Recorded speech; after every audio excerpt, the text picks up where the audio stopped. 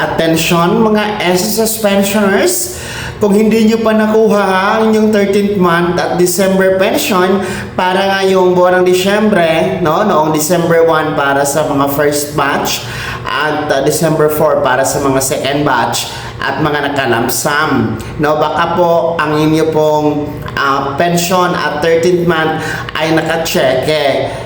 Dinadaan pa kasi ito sa post office, kaya kailangan nyo talagang mag-antay kailan ito dumating o i-deliver sa inyong tirahan o address mga ka-vlogs. Ang SSS naman po ay kinakausap na, nakikipagtulungan na sa postal office or post office para po ma-deliver ng mas maaga ang inyong cheque para sa December pension kasama ng December 13th month para mas maaga nyo po ito magagamit sa inyong mga pangangailangan.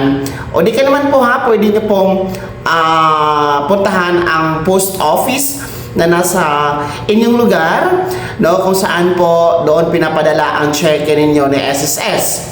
Para po ito sa mga pensyonado po na ang kanilang pensyon at 13th month ay sa pamamagitan po ng cheque ang pagpapadala ni SSS, no? So, ang tabayaran nyo po or i-follow up nyo po sa post office ang status po ng inyong cheque. Other than that, ang ating mga non-compliance of AngKop, no, ang mga naipong pensyon nyo po ay abangan nyo po na ngayong December 16, 2025 na mag-credit po sa inyong ATM card.